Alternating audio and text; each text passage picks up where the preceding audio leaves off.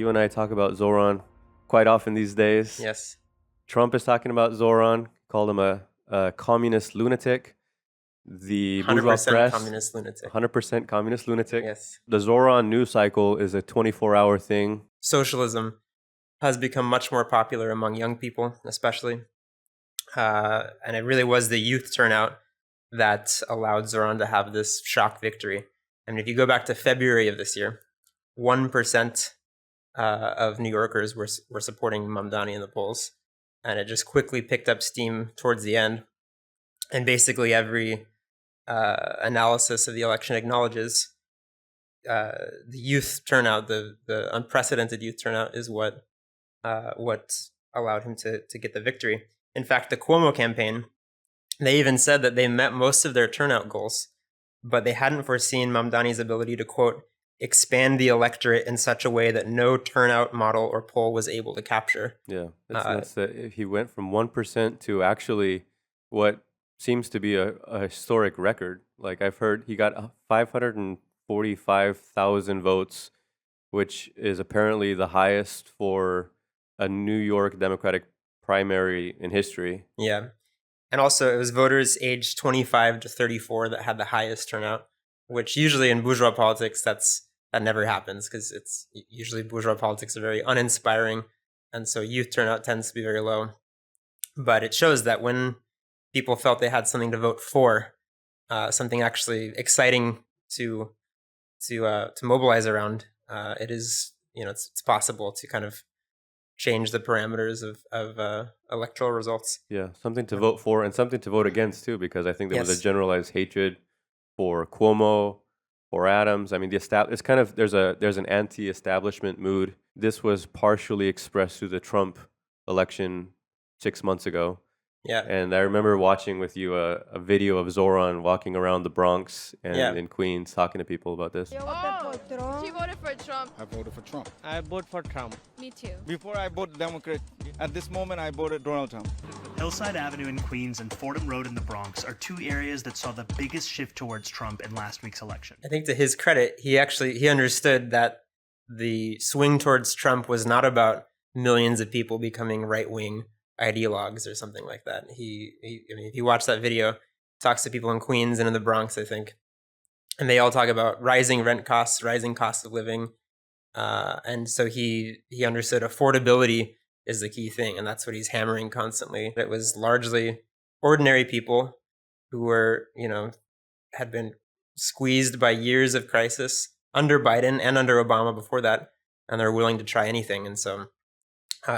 Trump also campaigned on the economy in his own way, and Zohran understood, that cost of living is the key thing, and so he made that the center of his campaign. And it's not surprising that had so much popularity. I mean, housing costs in New York, especially. I mean, across the country, there's a housing crisis. Obviously, it's pretty pronounced here in New York. Yeah, and so a lot of young people, a lot of even white collar workers who are, surprised that they can't afford the kind of lifestyle they would have expected to have, voted for Zohran Mamdani. 30% of districts that voted for Trump, he won those districts as well. So it had broad appeal and above all on this cost of living question. So it was hugely energizing for young people. It tapped into the discontent. You could say it tapped into basically the same layer of discontent that Trump had tapped into. It brought out the anger over affordability. And also, like, he was putting forward pretty popular demands for a rent cap, free fast buses, public grocery stores, free childcare. I mean, this is basically very basic material things that people want, and they were very popular. Yeah, definitely. And we would go further, I think. We would say not just free buses, but free MTA rides across the board, including subways. Not just a freeze on rent-stabilized apartments, but on all rents. But to his credit, I mean, these are much bolder demands than any other mainstream politician in New York is going to put forward. And so it stood out. And it makes me think, too, I mean, a poll taken in March found that 62% of Americans aged 18 to 29 have a favorable opinion of socialism. And so it's not surprising that someone calling himself a socialist, again, to his credit, he puts forth socialism. He has it on his website. I think he could put that forward even more frequently, but at least he doesn't scoff at the label socialism or kind of shy away from it. But that's a mood out there, not just in New York, across the U.S. And with this program of freezing the rent, like all of these demands you explained, he clearly tapped into a deep discontent has been building for some time. Well, we're going to talk about a lot of the sort of strategy debate that his victory has sparked. And a lot of it, you could say it's happening on social media. It's also happening like in workplaces and bus stops. And like there is a general social buzz in New York City and I think across the country. Like comrades of the RCA, even on the West Coast and all over, are saying that people are asking, what do we think of Zohran? What's our position? So we are going to be responding to some of the comments that are coming up frequently in social media. But also, I mean, I think we should start probably with the debate that's taking place within the ruling class, because it seems like, yeah, Trump and the Republicans are gleefully attacking Zohran, but the most vicious and pernicious attacks are coming from his own party. And so that's a big part of the actual story. The actual obstacle that he's up against is like supposed to be his own party, but that's kind of the first line of enemies within him that are trying to stop him. One of the things that's happened in the last few weeks is that, Cuomo dropped out of, Cuomo was trounced in the primary, but he's still going to run as an independent. Eric Adams is going to run as an independent. You have another independent named Walden, who's some kind of a business executive. I don't know if he's one of these billionaires. He's saying that, and then you have the Republican Curtis Sliwa. So they're like the Fantastic Four free market candidates. Yeah, the capitalists are they're worried because they don't have anyone to kind of unite around. They can't find one person to really try to combat Zohran, and they have been panicking in the bourgeois press, thinking about there's just a number of essays, the Wall Street Journal, the New York Times, about how can Zohran be stopped. We have a feature in the upcoming issue of The Communist, which compiles some of these headlines. There was an interview with a longtime Democratic strategist in the Wall Street Journal called "Can Anyone Stop Zohran Mamdani?" Which they used to say the same thing about Sanders in 2020. I remember that. Like, the exact same thing. Can coronavirus or Bernie Sanders be stopped? Yeah. And it's like they have the same focus on Zohran now. And I think it worries them because obviously they don't want Zohran in the mayoral position. They want someone who is tested, who they know that they can rely on and work with. But even more than that, it really would embolden all of these young people, all of these socialists, communists even. There's a lot of communist young people and just angry workers who are angry at the cost of living. If Zohran gets in that position, it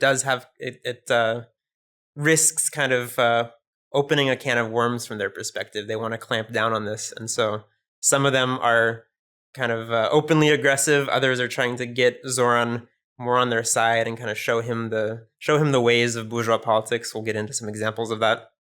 But yeah, the bottom line is of course the Republicans are going to attack him, helps with their kind of propaganda, but also the Democrats are equally determined they're determined to retain control of their party. Yeah, one comrade pointed out that it's like there's two types of enemies within the Democrats that Zohran is basically facing. And one is, as you say, like openly hostile opponents who want to stop him, who are slandering him in the media. There's this anti-Mamdani war chest that a group of, how does the Wall Street Journal put it, New York's wealthiest financiers are trying to raise at least $20 million to stop him. And so there's those people. They have their people in the Democrats and the Republicans. But yeah, then there's the more kind of subtle, more pernicious people. Yeah. You have some quotes here, I think. Yeah, the other one. Yeah, and then the other wing is like the wolves in sheep's clothing, which we'll get into. But so Whitney Tilson is a former hedge fund manager. He's a longtime Democratic donor. And he's one of these people that's like, he's called Zohran totally unqualified. He said he's a Trojan horse for extremist ideology.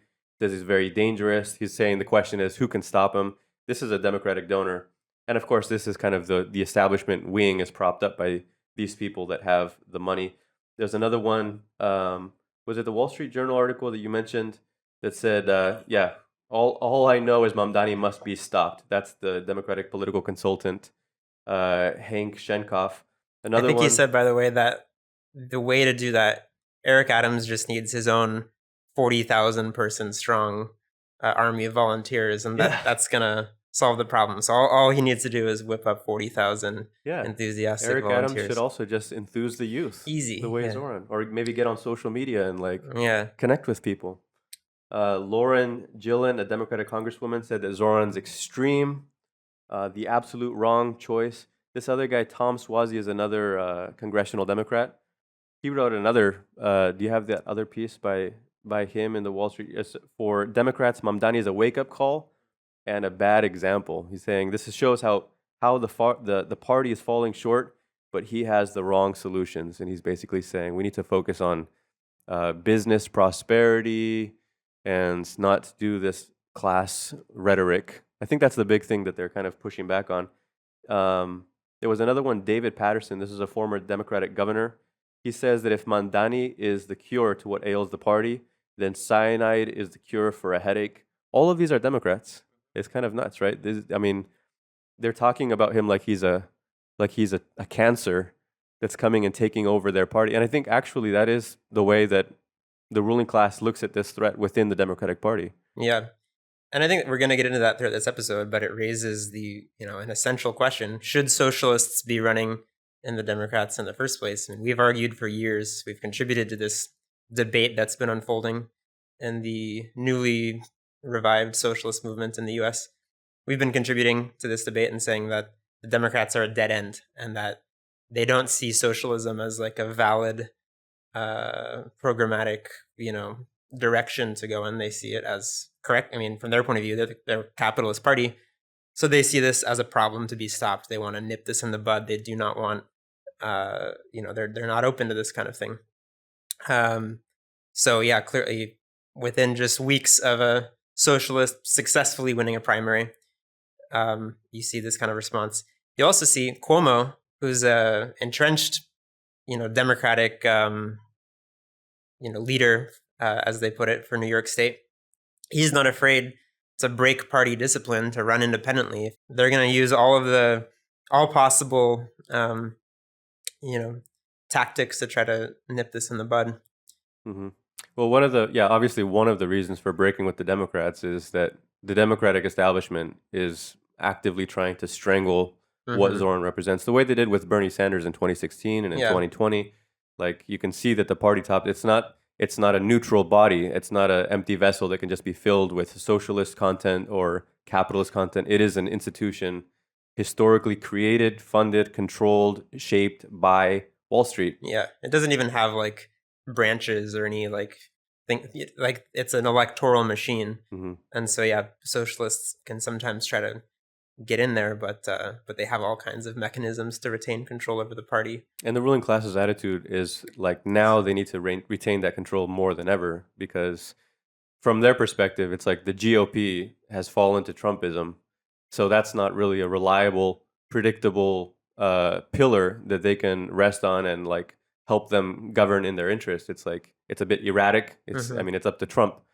So that means that the only other pillar that they have is the Democratic Party, and they want to keep it. Like, they have to keep it that way. Yeah. They can't allow the Democrats to go the way of Trumpism. Exactly. And they are worried and they see the kind of symbolism of the mayor of the largest city in the country, a Democratic controlled city for decades and decades. If Zohran Mamdani is kind of setting that standard, as they put it, it raises the possibility of these kind of candidates, again, being emboldened and trying to take things in that direction. But again, there's a conflict, because socialism, it's a program for the working class, and this is a capitalist party, and so the whole kind of situation, if you have socialists running the Democrats pretty quickly, as we're seeing immediately, it forces a conflict.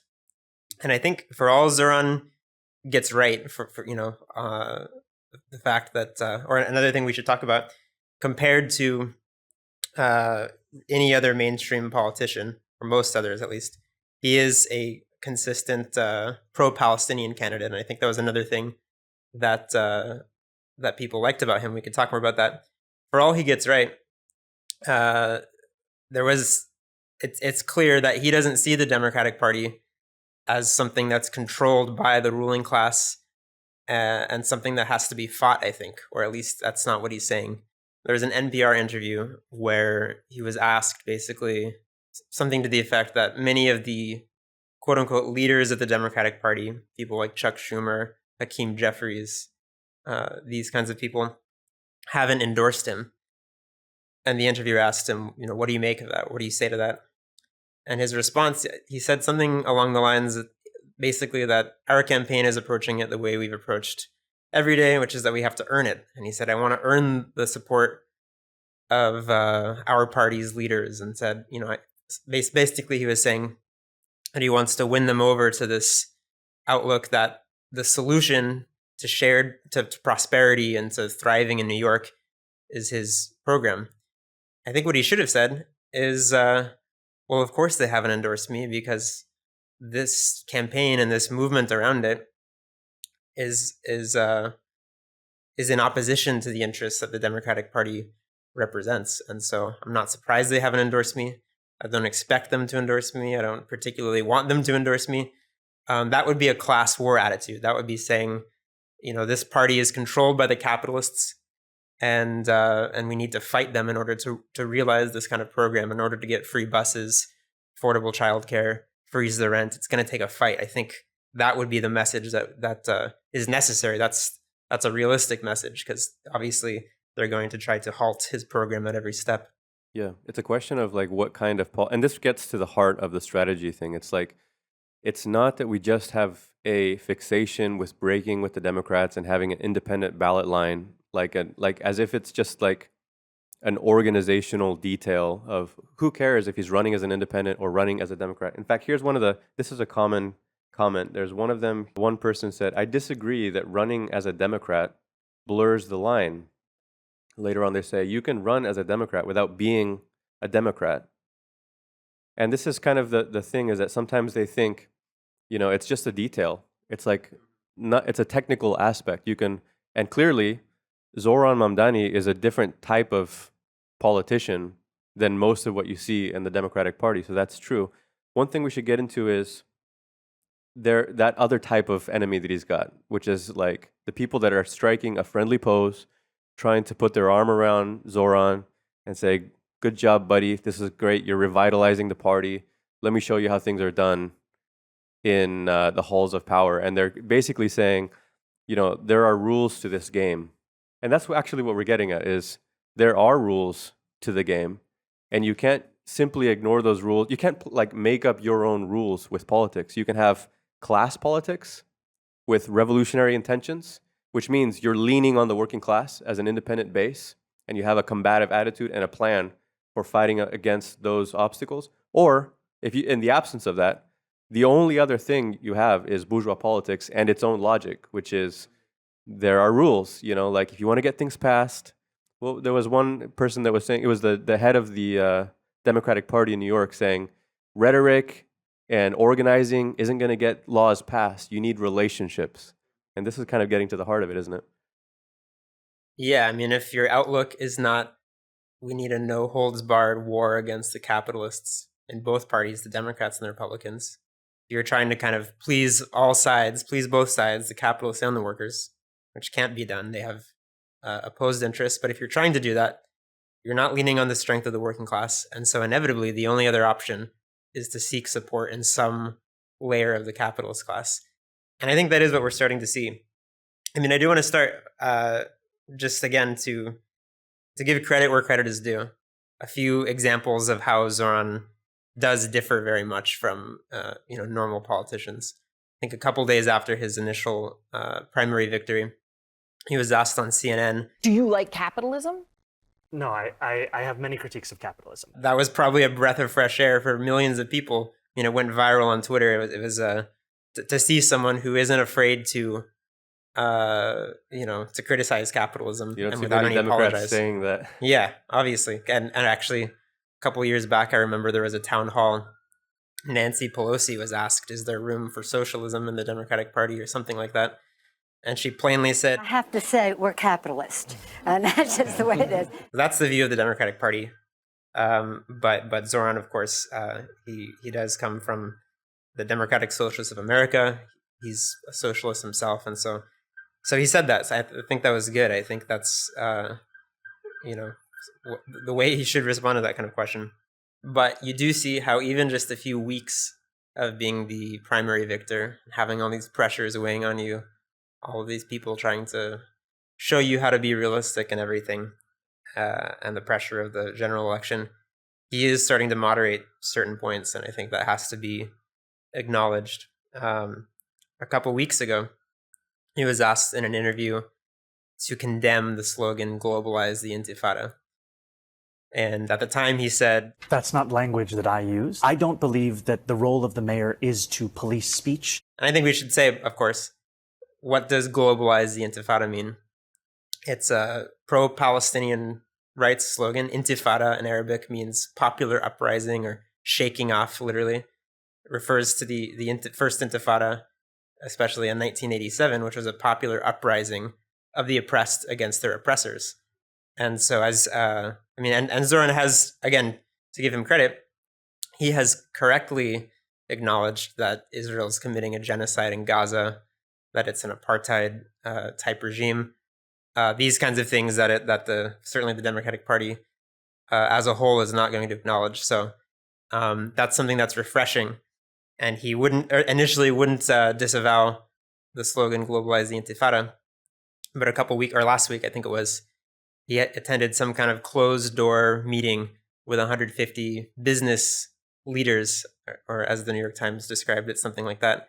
And he did turn around on that and said he would discourage people from using that. That distance between what some intend and what others hear is a bridge that is too far. And it is why I have not used the phrase, and it is why I discourage its use. So that's a clear example of kind of the price you pay for having this attitude of trying to please everyone and trying to work with the capitalists instead of waging an unrelenting struggle against them. Yeah, and throwing it back in their face and saying, this is part of a slander that nobody believes. All of this, I mean, it's kind of an extension of saying the whole Palestine solidarity movement is about anti-Semitism. That's what the establishment is pumping out, this like vitriolic lie. And he should say that's a lie. Yeah. And this is not about anti-Semitism, and the Intifada is not about violence against Jews. That is a lie, you know? Mm-hmm. He should say the only way to stop this genocide is going to be with a revolution, and that's what I'm in favor of, you know? And if he said that, he would be standing firm on that point. But yeah, it's a question of how can he please both the working class that wants to see a fight against billionaires and also a room full of billionaires. Exactly. And by the way, if he said that, I think all the millions of people in and around New York City and across the country who support Palestine, that's the kind of response they want to see. Because again, like you said, everyone knows it's slander when they insinuate that anti-Israel views are anti-Semitic. Everyone knows that. The media knows that. And so I think but if he would just plainly state that, he would get a good response. Of course, that would be tantamount to declaring war on the establishment of the Democratic Party. And so it does show how he would only be able to lean on his supporters and the movement behind him and not, try to build relationships as the other people are advising him to do. That's the whole thing about, class independence and class politics is that, it would make him more enemies. And he wouldn't go into that room of executives and then kind of schmooze and get along with them and he wouldn't be trying to say, we're going to unite all New Yorkers. He would have a much more combative tone, and his attitude would be, we're uniting the working class of New York against the billionaires of New York. We're not here to unite all New Yorkers. It can't be done.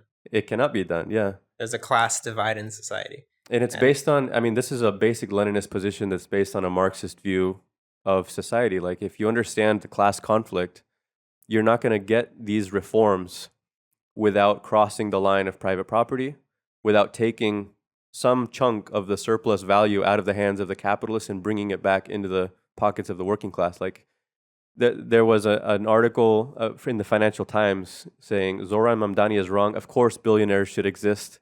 This was another thing he said on an interview in Meet the Press. Do you think that billionaires have a right to exist?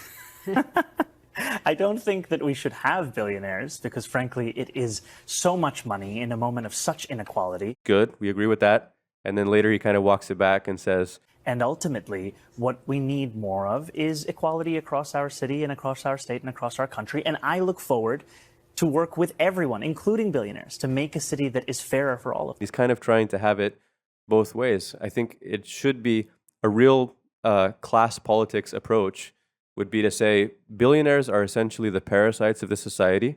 They suck the wealth that's exploited from the labor of the working class. They're not productive members of society. They're actually leeching this wealth off at the top. And society doesn't need to have a class of people that play that role. We can give them productive jobs. We can give them real jobs after a revolution. But we're not trying to work with them and make something that works together through just tweaking the policy and having... Here's another thing, the taxes, the tax proposal. He goes into this meeting with 150 executives, and he said on, I think it was the NPR interview, what do you say to wealthy New Yorkers who fear and oppose your candidacy? And he said, I'm going to have the chance to win them over, and I'm going to explain to them that higher taxes is going to help them retain talent. It's like you're going to go into a room full of billionaires and say, we're going to raise taxes on you. You're going to lose hundreds of millions of dollars, but a rising tide lifts all ships, and we're all going to be better off for it. And are they going to just accept that? I mean, and Kathy Hochul has already said there's not going to be any tax increase. The governor has veto power over it. I mean, this is a real obstacle that he's up against. It's not that we're attacking Zohran for his policies. We're just kind of explaining these policies are going to go up against a brick wall, and class politics is you have to recognize the wall if you're going to smash through it, and you have to understand what are the rules of a political approach that can't smash through it. It would be only the working class that would be able to do that. Yeah, this makes me think, in 2021, there was a YDSA conference that Zohran spoke at, Democratic Socialist America Youth Wing. And he did, to his credit, again, he said the purpose, or I'll just read it, he said, what the purpose of this entire project is not simply to raise class consciousness, but to win socialism. We agree with that. When we engage in electoral politics, it's not just for the sake of it, it's with the goal of achieving socialism. And he says we have to be unapologetic about our socialism. So I think that has been his kind of starting point. And again, he has gone further than many have in that respect. But without a program, without an outlook of no compromise, no possibility of pleasing everyone, no compromise with the capitalists, but war against them, eventually you start tacking to the right, basically. And it's not a question of intentions, I would say. It's a question of programmatic outlook. Well, and it's not just that we're saying that he's not socialist enough for us. He's not radical enough. Here's one of the comments that gets made. Here's one person says, can't y'all just be optimistic and support and celebrate that his class-focused program could potentially revolutionize New York and improve people's material conditions, at least on some small level? I.e., people are like, this is at least a step forward. Maybe it's not the full revolution, but it's a step in the right direction. Can't we celebrate? And our critique of his platform and his political methods, it's not simply that it doesn't go far enough. We're not just saying either it's a full-blown revolutionary program or bust. We're not saying it has to be purity politics or this kind of. We're interested in partial steps forward. We're interested in any little thing that inches things forward if it actually is moving forward towards a goal, right? And for us, how do you measure if something is actually moving forward, towards a strategic goal? In our view, that would mean the working class has to be separated politically from the other class. Working class politics means saying the workers have interests that are different from the billionaires' interests, and we're not going to unite all New Yorkers. We're going to cleave a section against the other. We can't rely on their party. We can't rely on their laws. We can't rely on their political outlook or the rules that they apply to how city council should be run, or Congress for that matter. All of these things, if you don't break with that mentality, if you don't break with those parameters, then you're going to be constrained by them. Like the ruling class will have a grip on Zohran Mamdani. And as an individual, however well-intentioned he may be, he's not going to be able to break that grip, especially if he's not relying on the working class and mobilizing it to fight. Like he would have to treat the working class as a battering ram to break the resistance of the billionaires of this city. Now, if you were talking about doing that, even as a Democrat, that would be a different thing. I mean, if we saw him like taking that combative language, I think we would take a second look at that and say, like, this is significant, you know, like if he actually were on a trajectory towards breaking with the Democrats, which a lot of people have hope that he will, that would be interesting, you know, but Yeah. there's no sign of that right now.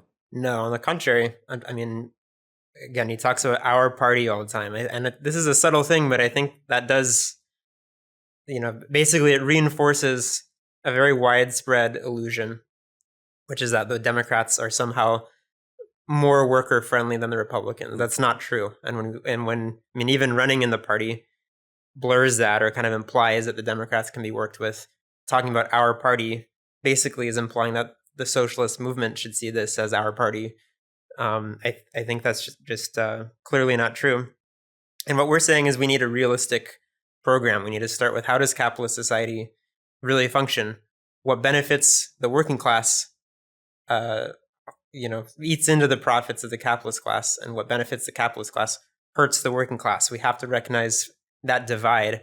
I don't think most of the time, I don't think the way Zohran talks about his program makes that clear. I mean, he actually, at some point he said, this campaign is about affordability and using the tools that the city government has to create affordability or something like that. Like it's a policy choice. Yeah, that's an illusion. Yeah, it's not a policy choice. I mean, that's basically the way liberals put it forward, is that there's different policy tweaks you can make, and that's going to make the system work better or worse. It it reinforces the illusion that capitalism can be easily tweaked, when that's clearly not the case. It's not about, if we want to win free buses, rent freeze, affordable childcare, it's not just going to be using some tools and some small policy changes. It's going to take a class war. It's going to take, as we've been saying, a mass mobilization of his supporters of the working class against the business leaders of New York City, the capitalist class. But again, he's talking about learning from the business community. There's a New York Times article yesterday which kind of summarized some of the shifts he's already made. It said, last week, Mr. Mamdani met separately with skeptical members of the Partnership for New York City and with Black business executives. They grilled him over his socialist economic agenda. And then it says, basically, that's the New York Times summing up some of the policy shifts that he's made. And it says, billionaires shouldn't exist. Mr. Mamdani walked that back. A rent freeze for stabilized units? Yes, but it was a policy he might revisit after 4 years. His refusal to repudiate the term globalize the intifada, that too came under some revision. So you see these pressures. And the New York Times is clocking this. Like they're saying he was running with a really radical rhetoric, and now like maybe we can work with this guy. Like he's walking these things back. I think that going back to the point you were making, there is no possibility for substantially raising people's standard of living, raising the working class's standard of living, while also leaving the complete domination of the capitalists untouched, while leaving their profit levels untouched.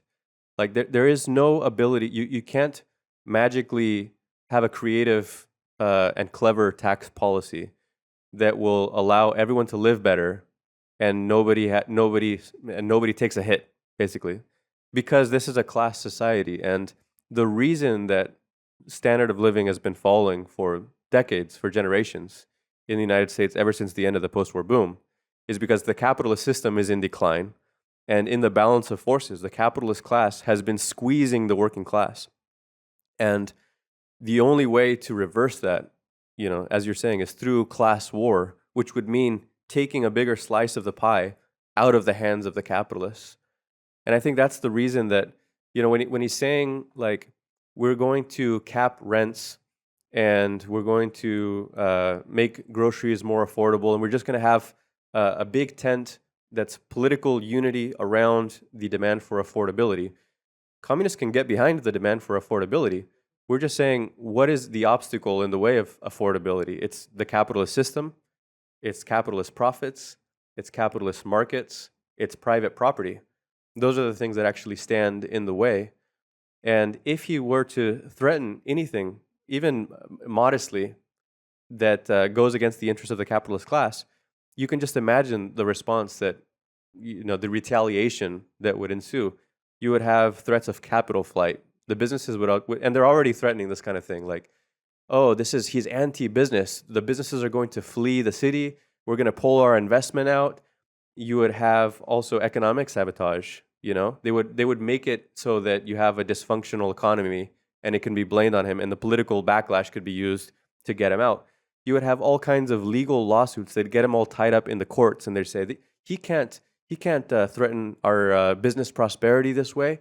They would have all kinds of lawsuits, and not to mention that the courts would come down on the side of the businesses. The governor would intervene. She's already threatened to. The federal government's going to intervene. Trump's not going to increase funding for New York City. Like, these are all the obstacles that are awaiting. And so, again, when we say he would need a class independent program against us, again, it's not just like break from the Democrats in order to break free from their political influence. It's also, once you're against the ropes and once you're locked into a conflict, how do you actually fight that conflict if you have no party of your own that's willing to go into this fight with you? Because I can tell you now, the rest of the Democrats in city council are not going to back him in a conflict against the businesses of the city. The only thing he would be able to do is mobilize people in the streets, which would be the class war method. Yeah, this makes me think of another part. This same article in the New York Times from yesterday, Mamdani victory could represent expansion of the left's influence. It's basically looking at how the DSA sees this as a kind of a watershed moment, because this is a significant victory, but it raises the question of what to do in that position. And the same basic thing comes up. They actually talk about, they quote from Alexa Aviles, councilwoman in Brooklyn, who's a member of the DSA. And I think what she said kind of gets to the heart of the matter. She says, they're talking about how Zohran has considered leaving Tish as the police commissioner, is it? Jessica Tish. Yeah. Jessica Tish, of the Tish fortune. And they're worth $10 billion. $10 billion. A billionaire in charge of the the NYPD, policing in the interest of the billionaires. Right. One of their own. Which is another, it's another statement Zohran made, kind of walking some of his previous rhetoric back, or kind of giving a nod to the capitalists that he's not going to totally dismantle their whole setup here in New York. Yeah, he was praising Tish. Yeah. Considering keeping her as commissioner, yeah. Exactly, yeah. He praised Bloomberg too in this meeting. And again, I don't think he sees it as he's trying to he's taking their advice, build relationships. These are irreconcilable classes. They're not gonna kind of allow him to raise taxes on them because he's charming them, and that's not how class society works. But in any case, so Aviles said that she found Tish's policies to be troubling, but she acknowledged that governing requires a delicate balance between ideology and compromise. And Aviles is a DSA candidate as right. well, or DSA member of office, right? Yeah, and she said all executives have to operate within a structure, and you will have to modulate because that is just the nature of the beast. You'll have to modulate. Huh? Yes. And if you accept capitalism as something that can't be overthrown, this is just how it is, we can maybe try to make some reforms. That might be true. That is the nature of capitalism. But it gets to a question of reformism versus revolution. We need a program that breaks with the logic of capitalism, that doesn't try to accommodate to what the capitalists need, but seeks to overthrow capitalism altogether. So it's true. I mean, this is the whole thing. Revolutionary politics, you lean only on the working class, only, and its own organizations, its own party, its own, funding, all of this, a class-independent approach of class war. If you don't have that approach, if you're a reformist, whether you're well-intentioned or not, and we have no reason to doubt any of these people have have bad intentions, but if you have a reformist perspective, the only option that leaves you is to try to lean on some section of the capitalists. And so that's already what's starting to happen here. But as we've seen, they themselves are quite a vicious, class-conscious enemy, and they're not gonna, I don't think they're gonna budge. They're gonna fight Zohran tooth and nail. Absolutely. And just to be clear, like, it's not that we're counterposing the fight for reforms against revolution, Right. and saying that you have to pick either you fight for improvements or you fight to overthrow the system. No, the fight for improvements is part of the struggle to overthrow the system. It's part of the struggle to create a sense of class independence politically, where the working class has to recognize that workers have their own interests separate from those of the capitalists, and these interests are locked in a conflict, and workers can only rely on our own strength. We have to unite as workers against the capitalists, and that means fighting with our own methods, strike activity, mass demonstrations in the streets, and all of this. But it's also like, even the fight for reforms, people are concerned about, we want achievable material improvements in the living standards of the working class. Great. We're totally on board with that. It's not that we're against that. And we're not saying wait for the revolution and then we're going to give you these reforms. We're saying you need class politics and class independent methods, i.e., you need class war methods in order just to achieve those reforms. And you're not going to achieve reforms within the limits of capitalism without class struggle. It's not going to happen. There's no miraculous, better version of capitalism waiting, where everyone gets cash and prizes, including the billionaires, and everyone's happy and the capitalists are prosperous. That is not a possibility. But there is possibility for actually achieving a lot of these substantial reforms. Just one thing I've noticed, New York City is the most unequal city in the US, one of the most unequal cities in the world. There's the most billionaires and millionaires in the city of any city worldwide. There's 123 billionaires. Among them, they have $759 billion. That's probably just liquid assets. That's not counting the actual Fortune 500 capital that's here in the city. You have 350,000 millionaires in New York City. That's 1 in 24 New Yorkers. There's the same number of people who are millionaires as there are people who are homeless in New York City. That's nuts, right? Like, you have 200,000 people who are living doubled up in someone else's home. There's nearly 150,000 people who are living in shelters or on the streets. There's also, in the last few years, it was reported by the city that there's something like 90,000 vacant apartment units. So you have people in the streets, you have apartments sitting vacant, and it's all owned by private capitalists, some of them institutional, like hedge funds that are owning these things. Like, everything you need, the resources are clearly there, but what's standing in the way? Private ownership. If Zohran had a program that said, we're going to fix the housing problem, and we're going to do it by confiscating the vacant units that are just being speculated on because they're warehoused units. The last time they tried a rent control policy was in 2019, and they actually tried to lower rents, and what the private landlords did was take units off the market, and they called this warehousing them. Tens of thousands of units were brought off the market, and then there's a housing shortage, and that drives up prices, and then those apartments that are not rent stabilized become more expensive. And it's only something like 28%. It's exactly 28% of the housing stock in New York City that is rent stabilized. It's just 44% of apartments. Point is, the rent freeze is great. We want a rent freeze. A rent cap would be far better. A rent cap at like just 10% of income. But if you really want to solve the housing crisis, you need to be willing to nationalize, to expropriate that those vacant units. And that means crossing a line that the Democratic Party would never be on board with. And you know what the landlords would do politically. This would be the beginning of a media war against them. And again, they would claim this is going to bankrupt the city and all of this stuff. How do you fight for it? You need to mobilize people in the streets. Imagine mass demonstrations. Can you imagine if he was actually putting forward like a class war program like this? Yeah, he has those 50,000 volunteers who I think would take to that. Like, could have 50,000 mass demonstrations, rallies. I mean, 50,000 people marching down Fifth Avenue would be an incredible sight. They were willing to knock on doors for him.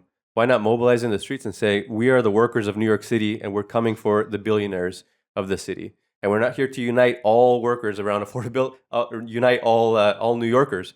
We're here to unite the working class against the capitalist class. Yeah, you could appeal to the whole working class of New York and say, if you want to fight against the rich, you want to fight against the billionaires, we're having a mass rally. That'd be first time in generations that something like that has happened in the U.S. And he could do this. I mean, he has the prominence. He absolutely could. The New York City Labor Council, by the way, just the unions in the AFL-CIO and SEIU here in the city, it's 1.2 million workers who are unionized. So he could call on them to join a new workers' party.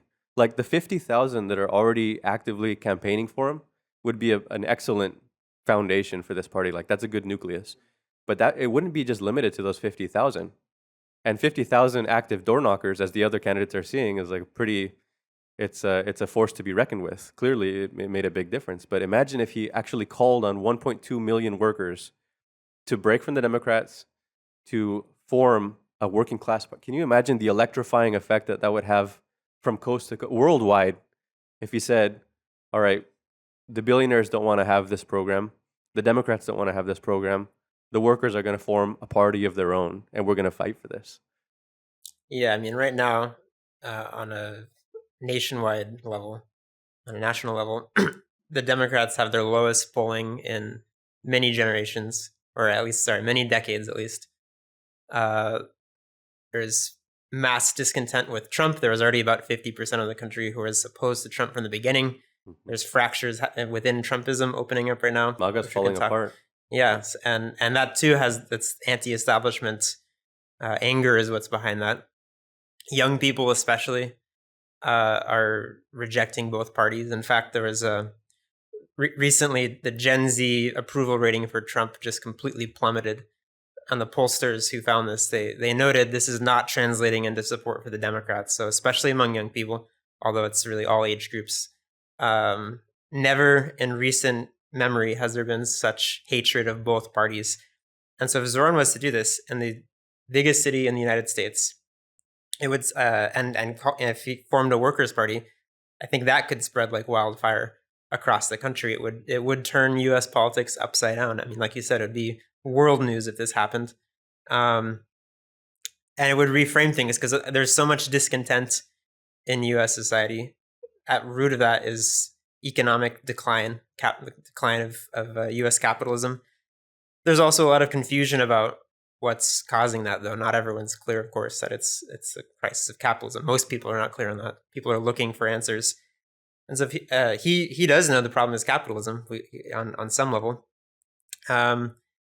And think about the appeal that would have to the Trump voters. I mean, I think that's one thing. He understands that Trump's election was about affordability, but also Trump's election was about pointing the finger at the establishment and in his own way,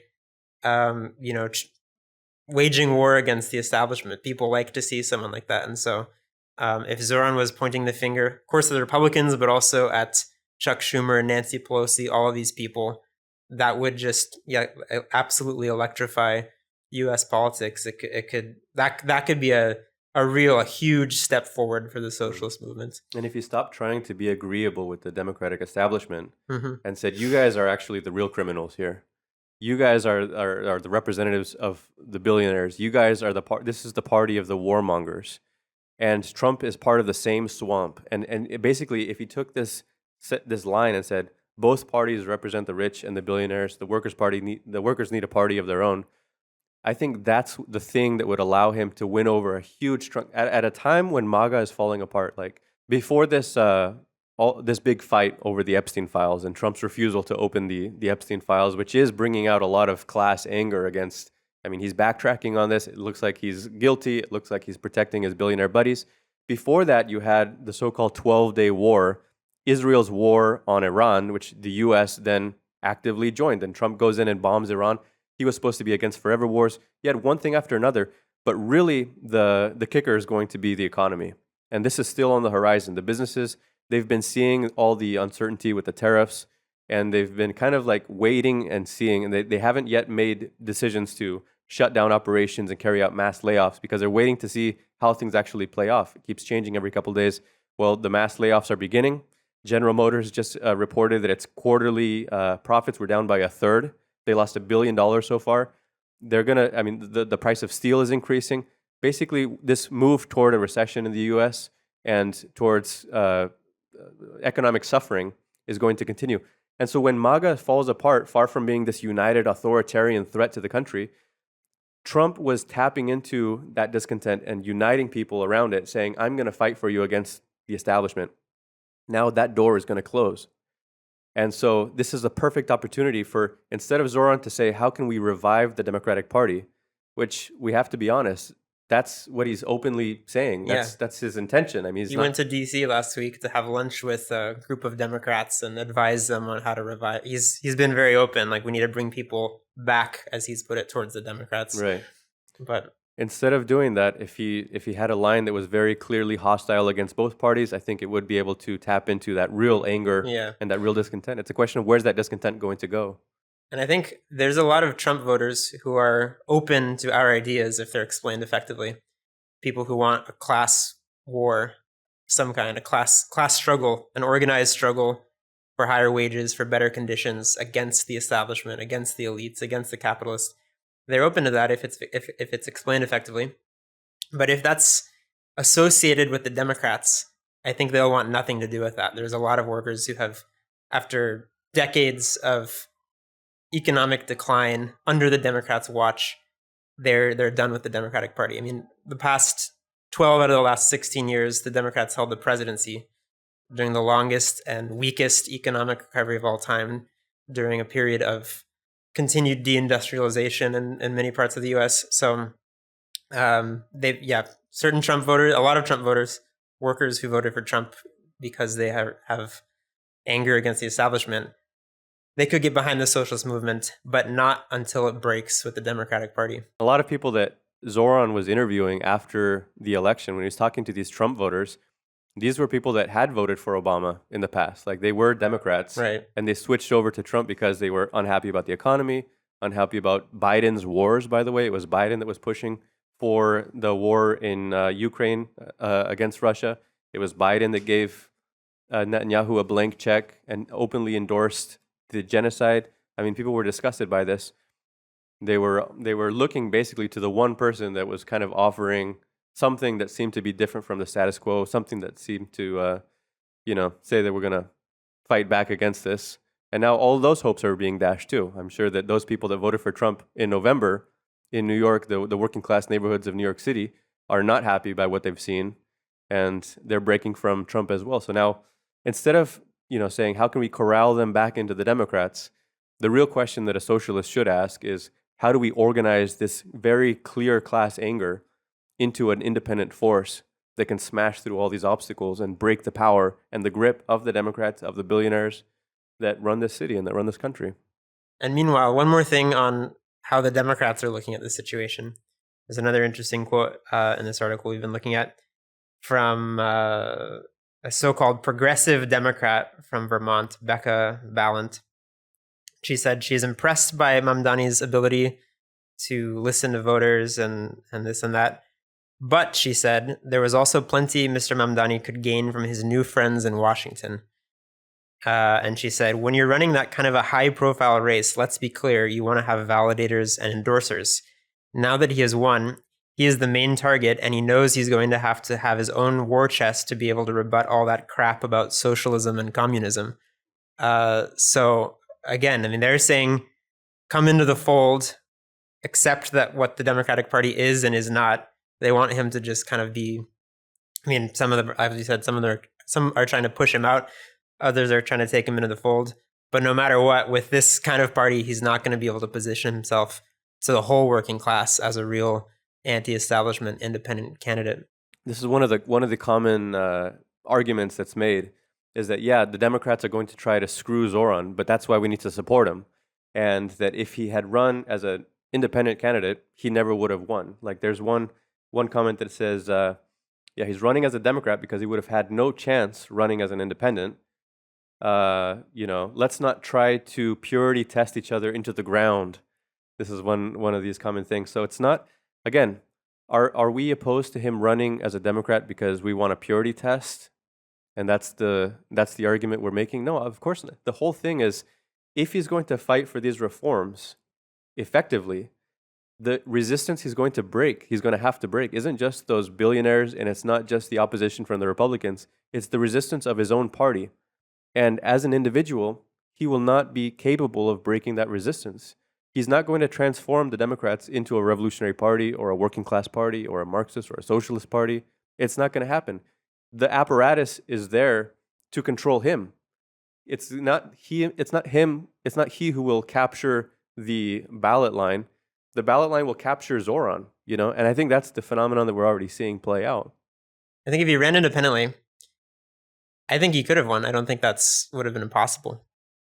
Even if he didn't win the primary this time around, though, it could have laid the groundwork for the future. I mean, if you look at how Bernie Sanders became an independent, I think first congressman and then eventually senator in Vermont, he ran as an independent. At the time, he had a better position on the two capitalist parties. He said the Democrats are a party of of big business, and we need our own party. So he ran independently.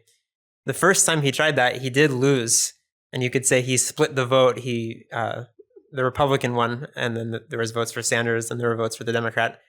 But it laid the groundwork. 2 years later, I think he ran and won as an independent. And so, if we're looking at the future of the socialist movement, it's clear that there's an appetite for these ideas. Every time I spoke to Zohran canvassers, which I had several conversations, like during the campaign, you would see people with clipboards near the subway entrances.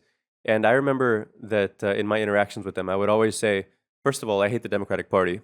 I can't bring myself to vote for a Democrat. I think we should be fighting against the Democrats and the Republicans. But the point I would make is that if this big campaign with all this energy that's going into it, knocking on doors and talking to voters, if the content of this campaign were to say both parties represent the rich and the billionaires, and we need a party of our own to fight against them, and these demands, you could put forward very bold working class demands, like immediate demands that the working class needs: a shorter work week, higher wages, a 10% of income cap on rent, free fast buses and subways. I mean, all of this, you could argue for these things and say the billionaires of this city have enough to pay for all of this and more. We could have real but it's going to take a class war method. I think that really would actually energize and would tap into the anti-establishment discontent that exists among a lot of New Yorkers, There was another point that you raised recently. You wrote an article about youth radicalization, and it had a poll from the Cato Institute. What was It found that 34% of 18 to 29-year-olds support or have a favorable opinion of communism. 62% have a favorable opinion of socialism. And in big cities, 28% of all ages have a favorable view of communism. And these are just some examples of what a massive change there's been in U.S. politics in the past 10 years. Those would be astonishing if you had told someone like 10 years ago that that's the way that communism is going to be received. What an incredible shift. And this is another thing that's often raised in the comments. Everyone talks about the Overton window. This is like a piece of pop sociology that it's made its way. It's a buzzword now, and everyone's talking about like the Overton window. Like, this is one of the reasons why you have to support Zohran, because he's popularizing socialism. Now, I think an individual like Bernie Sanders or Zohran, by talking about socialism, that's to their credit. By attacking capitalism, very good. Like, we support those things.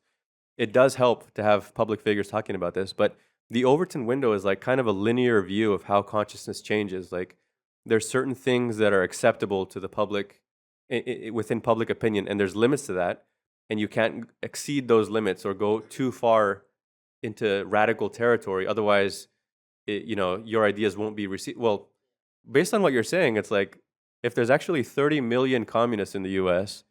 and 28, or maybe that's an exaggeration.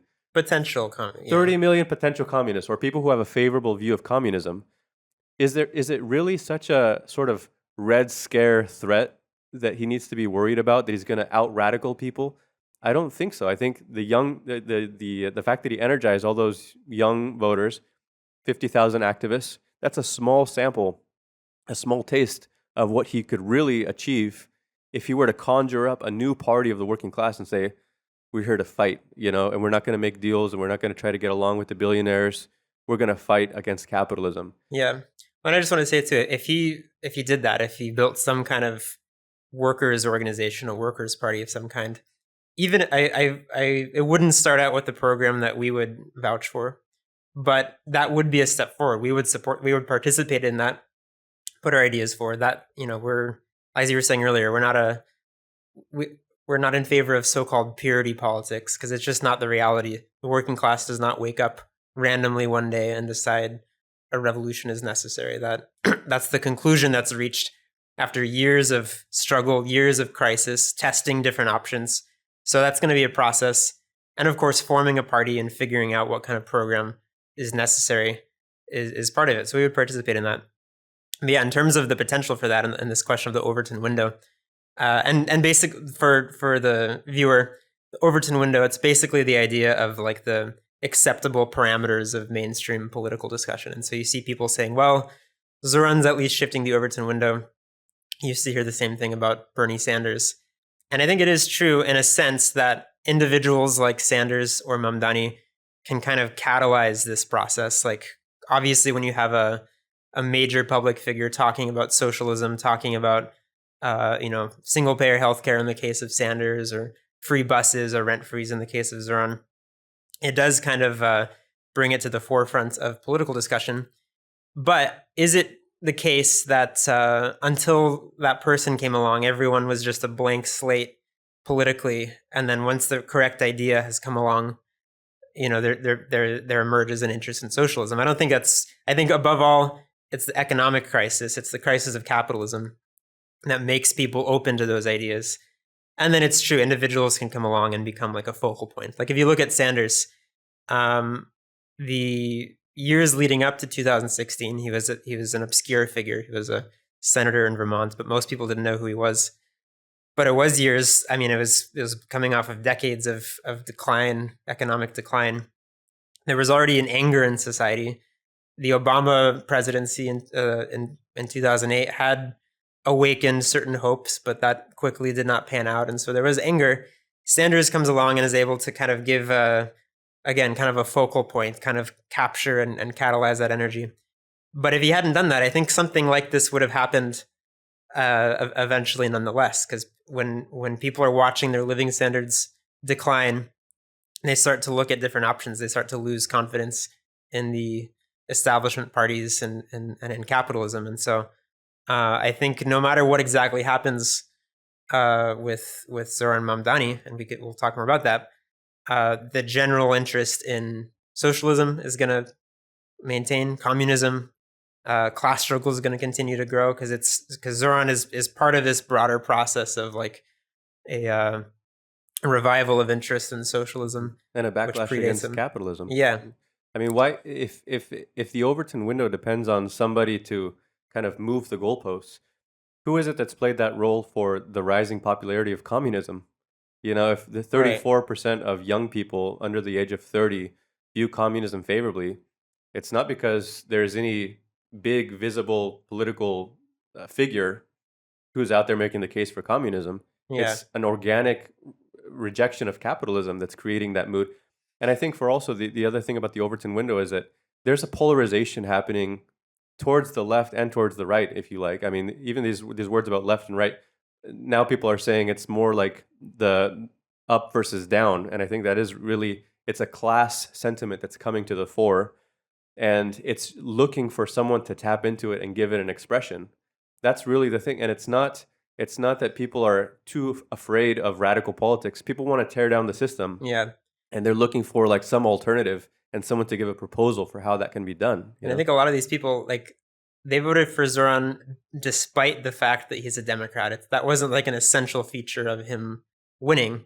He happens to be a Democrat, but it was above all his program. And again, there's layers of people that have become socialists or become open to socialism. And so perhaps for many of them, probably would have been even more appealing. I mean, certainly it would have come off as an even more kind of like bold, independent, anti-establishment candidacy. Yeah. if it were genuinely separate from the Democrats. And really, another thing about the so-called Overton window is basically we're talking about how does mass consciousness change, which is something that as Marxists we're very interested in this question. Yeah, we It's like- explain ideas don't drop from the sky. It's not Right. just random. It's people form their ideas on the basis of their environment and their experience under capitalism. Yeah. And so we're talking about a decades-long process that's of capitalist decline and decay that's created this newfound interest in socialism and class struggle and communism. Right. And and we also know that sometimes decades-long processes can then lead to a tipping point where Right. a leap is taken. One example that comes to mind is, remember in the summer of 2020, after the murder of George Floyd, there was this mass movement, but the specific act of burning down the 3rd police precinct in Minneapolis, the week after that, there was polls that said that 54% of the population saw that as a justified act. That's pretty astonishing. It was like something like 3/4 of the population felt that the anger behind the protest was justified. So mass public opinion was behind this protest, and even this de facto act of insurrection, like torching a police station. You would not think that that's within the Overton window, right? And probably the day before it happened, it wasn't. Like, people weren't in favor of that. Then it happened, but in that specific context of this mass movement, people are thinking about it as part of this unfolding event, like a mass protest against police terror. And they saw George Floyd, and like, that's the way consciousness is impacted. It's by events, you know, and it can happen very explosively. Like that was a big leap forward for consciousness in the summer of 2020. Suddenly people are talking about not just community control of the police, defund the police, but like abolishing the police, like millions of people in the streets, basically taking the steps towards what could have become a pre-revolutionary situation if there had been a leadership for it. But that's the point that we're getting at, is that the so-called Overton window thinks of consciousness as being like a pretty slow-moving thing, and revolutionary politics, you know, is based on this understanding that consciousness it might be conservative for a long period of time, but it can also take a leap forward. And the class struggle is about, you know, helping that consciousness to advance to the point where the working class realizes that the only way to fight for its interest, the only way to achieve the demands that it has, is to end the capitalists' control over the society, to break their control and to take that over and to plan it democratically. Now, if you want to arrive at that destination, that's for us the question of strategy. Like, how do you move forward towards that? For us, any little partial step would be great, but that would mean workers have to see themselves as an independent force, like an independent segment of society separate from the capitalists, and understand that the capitalists are the enemy, and the capitalists control the media, and the capitalists control the state, and they control the courts. And that, you know, we have to see, like, those aren't neutral institutions. Those are like the instruments of the enemy. So how do we organize against them? This is it's like a question of your whole mentality, you know? Yeah, I think this raises another point which comes up in the comments about class consciousness, and that's another kind of reason that's offered for supporting Zohran, is at least this is advancing class consciousness. But I think we should kind of back up and ask, what exactly is class consciousness? It's the recognition, it's the growing recognition of the working class that the capitalists are a class that exists in opposition to the workers, that the workers have our own interests, that we have power as a class, can shut down modern capitalist society. And flowing from that, that's why building a party is such an important kind of step in the process of winning socialism. Because it might, if the working class builds a party, it might not immediately mean that the working class is aware of the need for socialist revolution, but it at least marks a certain stage of development that, okay, these two parties, the Democrats and the Republicans, are parties of the enemy class. We need our own organization. We have our own independent interests. That would be the significance of that. But again, looking towards the Democrats does not really advance that. It actually kind of confuses the process, you could say. It kind of halts the development of class consciousness by blurring things, by, again, reinforcing this idea that some of the capitalists can be worked with. But clearly that's not the case. Yeah, and any step in the direction of class independence, we would wholeheartedly support. However short the step was, however imperfect, the program might be, Yeah.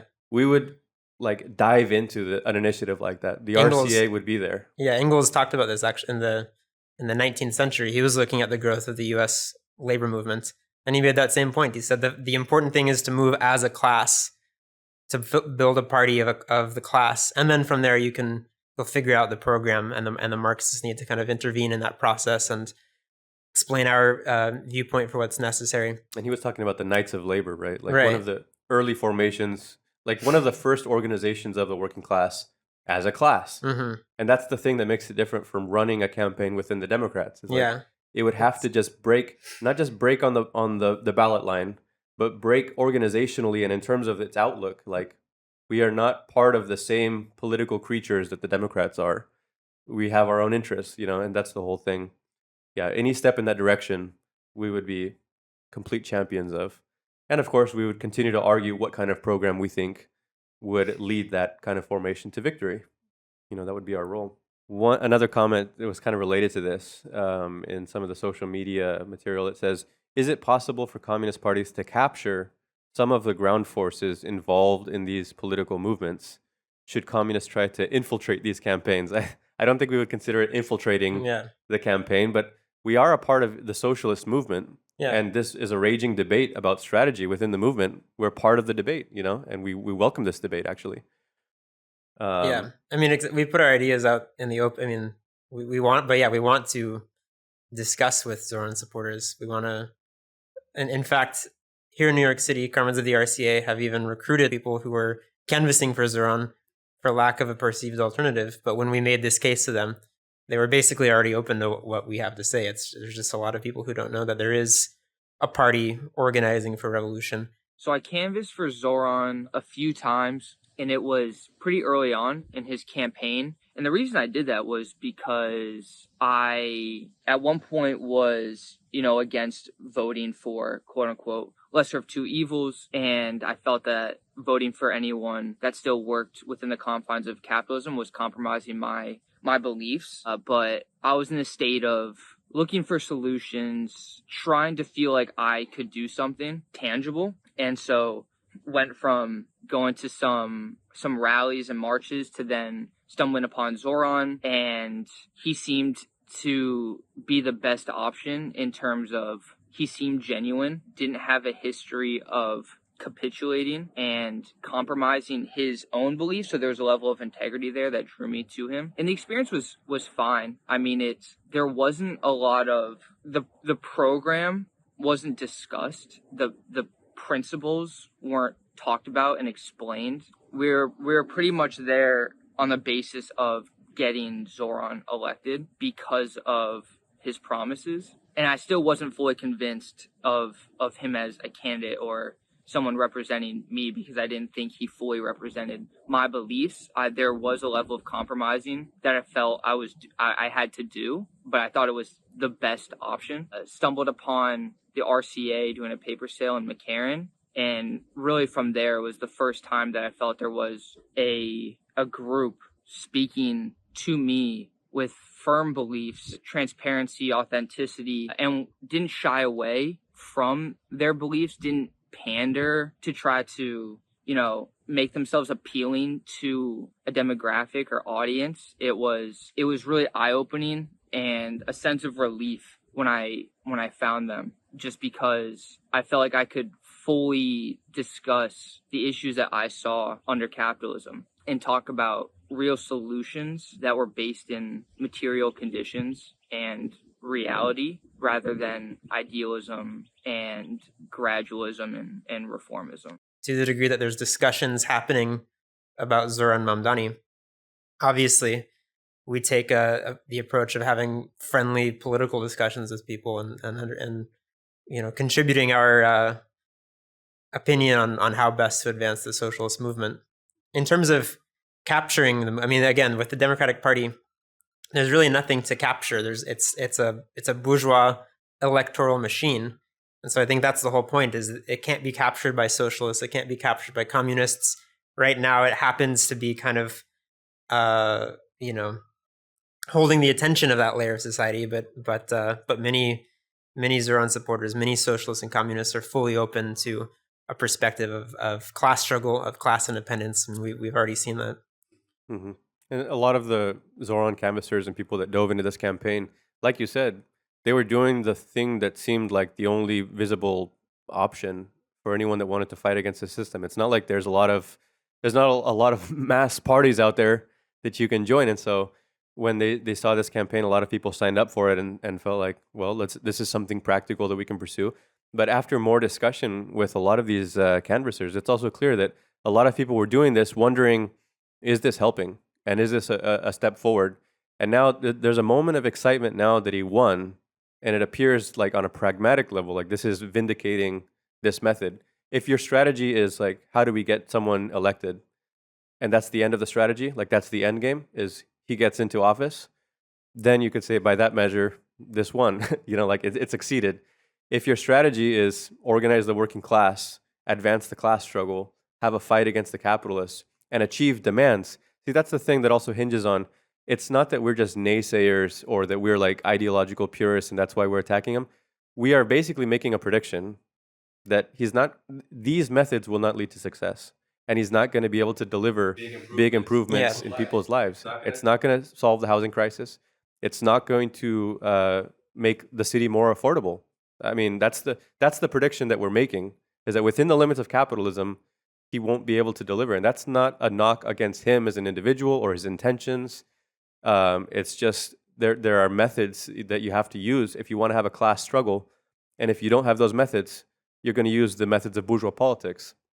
And that means accepting the narrow limits of the system and what it can deliver. So we're either going to be right or wrong about that. I mean, our viewers can take us up on it down the road, and we'll see how this plays out. But I think the ultimately what we're saying is that this attempt to enact these reforms, frankly, is built on some illusions, some serious illusions about how capitalism works. Also, what era of capitalism, what kind of era lies ahead of us? Are we on the verge of a major upswing for U.S. and world capitalism, where there's going to be lots of economic expansion, room for some reforms? I mean, that was the case right after World War II in the U.S. The post-war boom. There was room for some concessions to the unions, for pensions, these kinds of things. But that's not the case right now. Capitalism in the U.S. and on a world scale is in crisis. The ruling class is talking about how to attack social spending, not how to, there's no question of increasing it. I mean, there's this debate around the big, beautiful bill and the cuts to Medicare, and the ruling class is gearing up for this.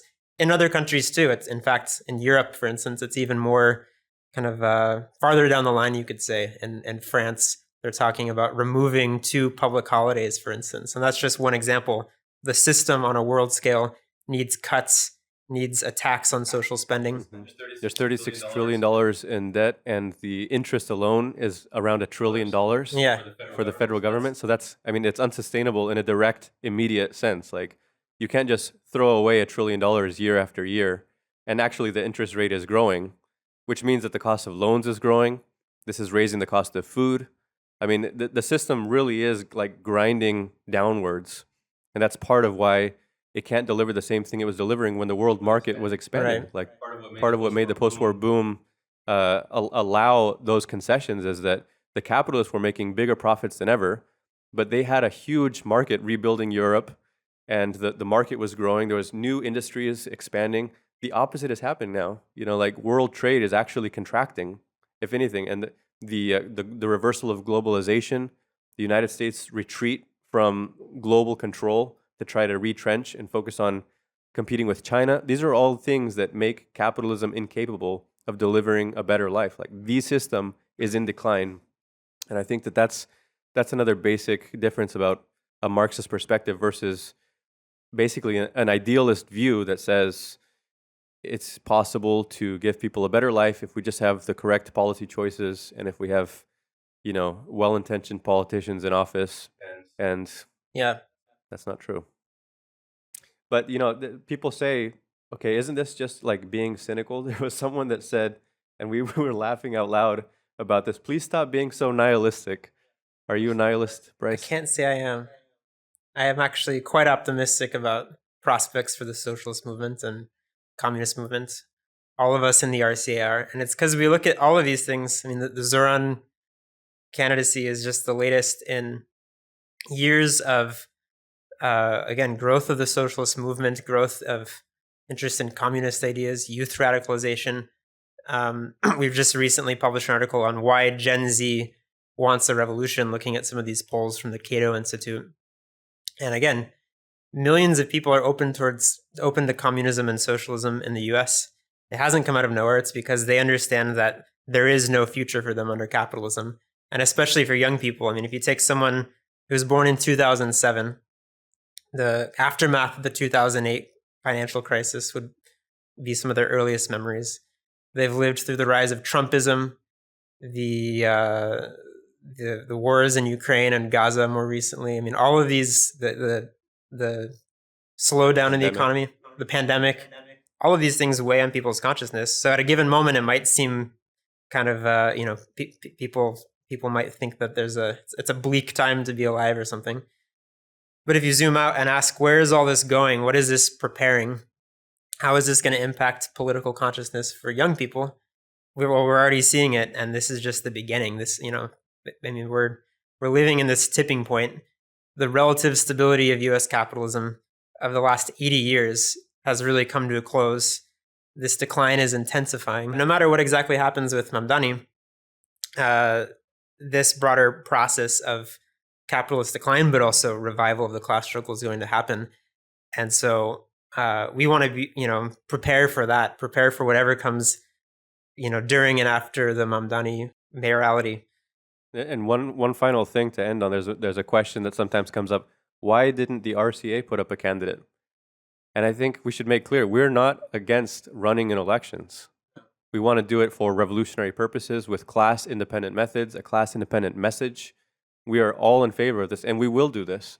We're building our forces, and right now we're on track.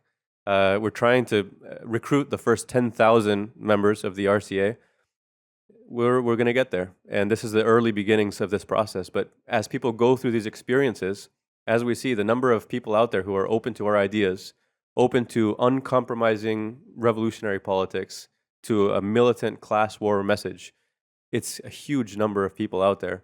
We're doing everything we can energetically to gather them together into a fighting force.